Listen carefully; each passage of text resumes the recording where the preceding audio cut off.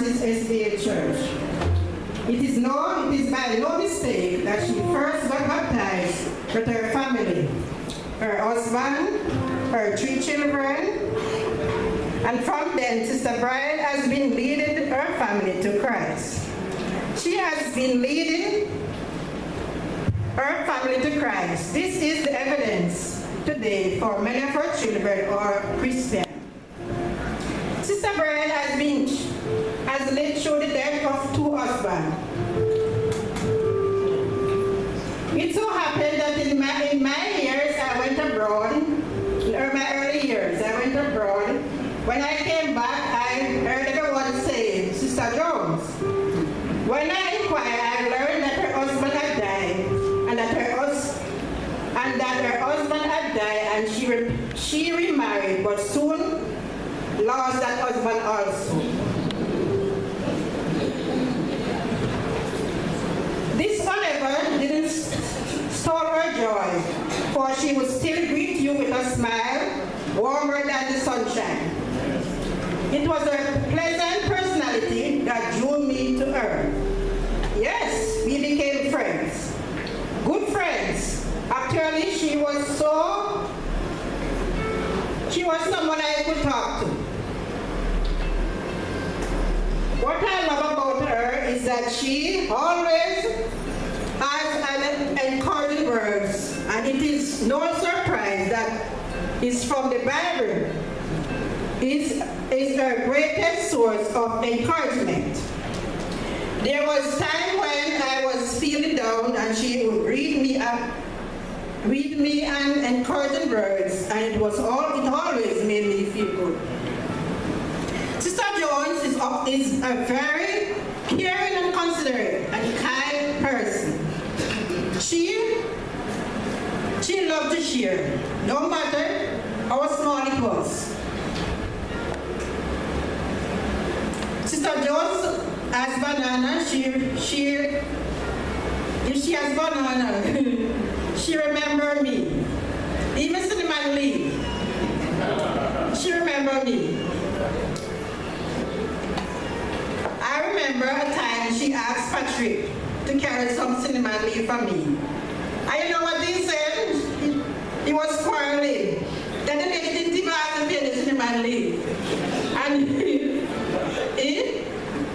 that is all she was.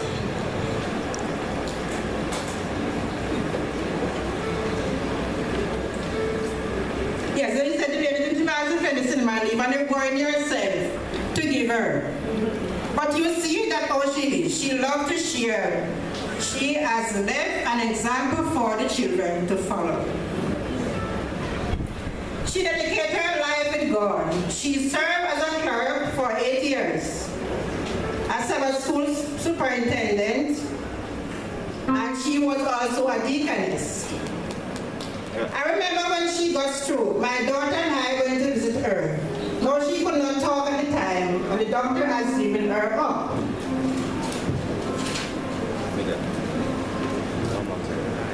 When we reached there, she opened her hymnal to 632 and said, "Sing this.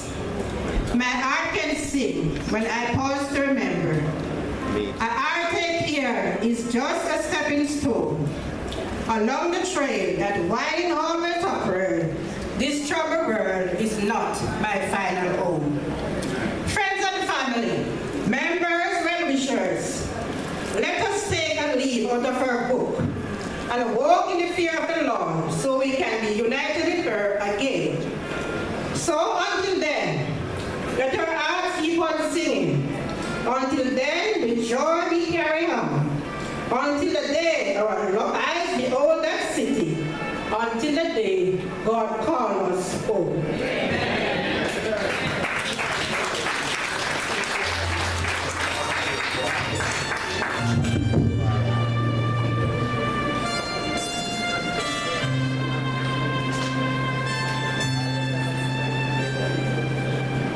We'll now move into another series of tributes, and we hope to take them in the order that they appear on the program. So we'll call on Winston Creighton one of the sons of the deceased. He'll be followed by Errol Jones, another son of the deceased. And then we'll have Olympia Arscott, a granddaughter of the deceased.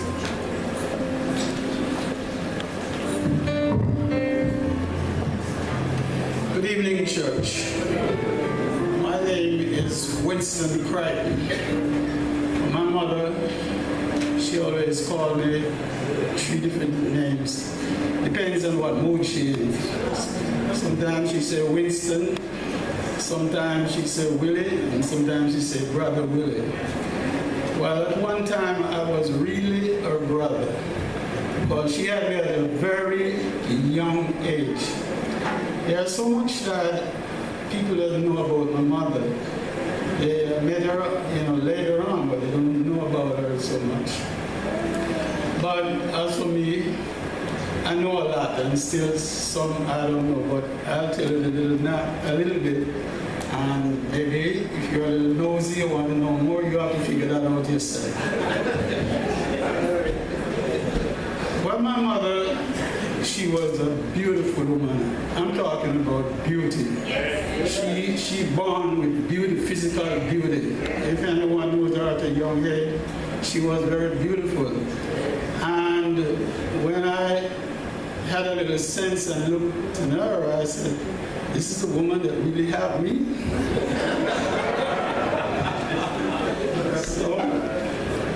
So she would tell me a story that, well, I want to take on the world from I was conceived, and a few months I want to take on the world. And when I came out, I didn't talk for a long time. I didn't walk for a long time too, because I want to get all the care that I could get. Well, as soon as I started to talk and walk, my father, he took off. Because I don't know if he felt that I could, take over or what, but he was gone. So it was just my poor mother and I, and my grandmother, who also was a beautiful lady too. We went through this struggle. We moved different places and things like that. And my grandmother, she moved to White Horses, and she found a prestige gentleman named Bryan. He was a prestige gentleman. And right away, he bring out a bouncing baby boy named Aaron, and he ended up with another bouncing baby boy called Carl. I don't know why he's Carl, because his wife is Carl too.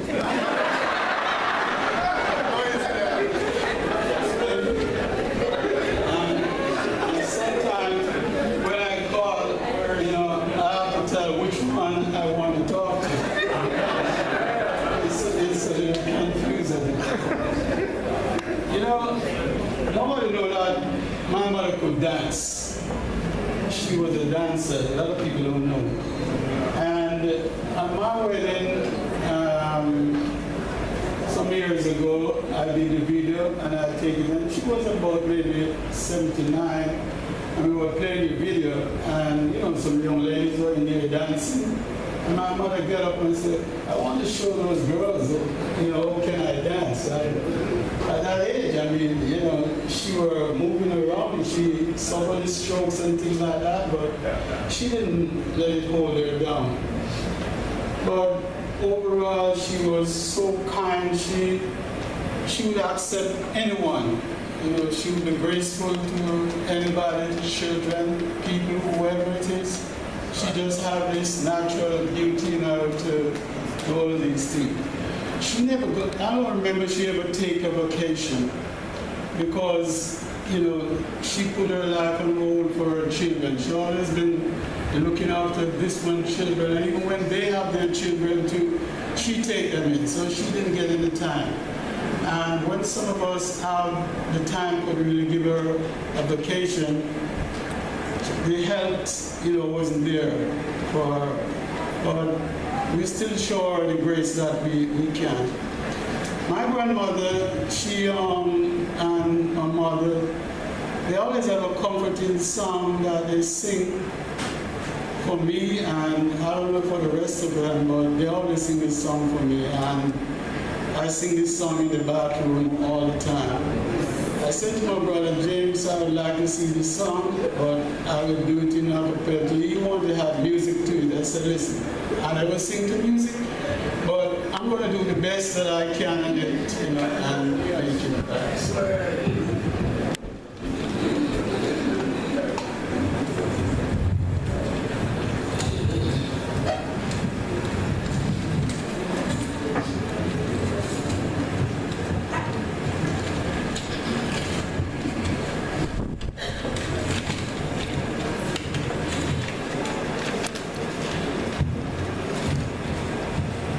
I don't want anybody laughing. I'm just going to do my best, okay?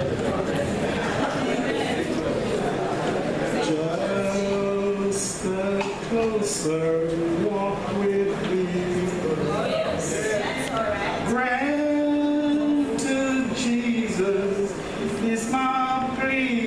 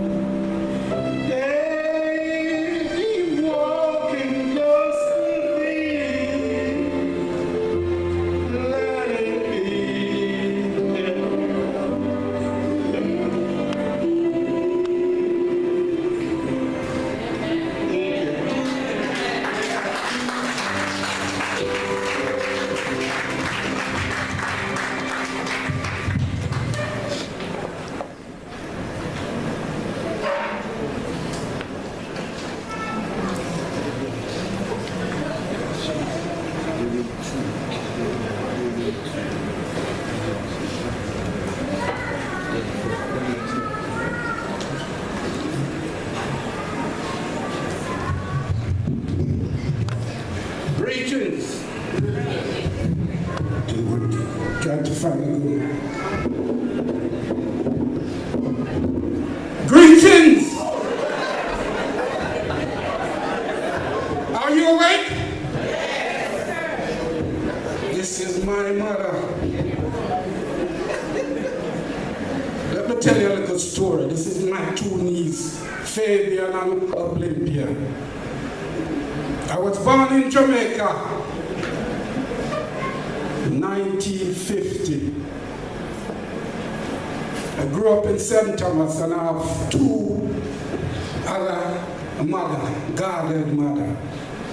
Edna is my biological mother. And it took me 21 years before I could unite with her. Listen good.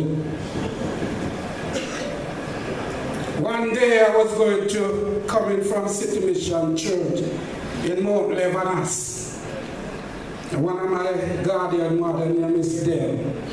After I was about 7, and I passed this house, and I smelled some food. It's quite sweet, you see. As we said, the food's sweet. The mother boxed me on the mouth and said, "You chat too much, I could have dumped your coke."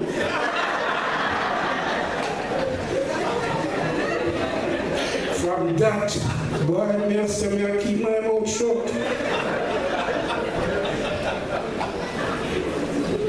You learn something every day. I went to England. My father took me there. Wind rush. But when I played quicker, you know. At the age of 11, from I reached England, I hate the place. Cool like ice. Ice a drop off from me, everything. When they see them snow, they say, "Oh, for them rain so white." I go back to Jamaica, but you can't come there 11 with father. Took me over there. But anyway, I was planning to come to Jamaica in March 2015, this year. But sadly, only a problem in 2014. My lovely grandson, Dwayne Simpson, they murdered him in London, February. Just because he was helping a friend who was in trouble. And he went and helped him, and the guy stabbed him 3 times. That is my daughter, Minister Lorraine's second son. And I just had the operation, and that shook me up. Anyway, they sentenced the murderer for 12 years.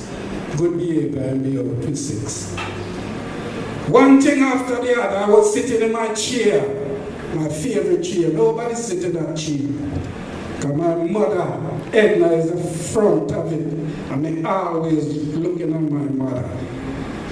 And also the diversity of other families. While I was looking at my mother, a feeling came to me. Suddenly that feeling, I can't describe to you. And suddenly, my second elderly daughter rang me and said, "Dad, guess what?" I said, "What?" "I hope I know money you want, and I didn't tell them I'm money you don't want." No, Dad. Your mom passed away, and my heart just went down. Through my operation, I said, I have to get to my doctor. And I said, "God, give me the strength. I've got to show my respect to my mother. Miss Edna, as you know, in your community and your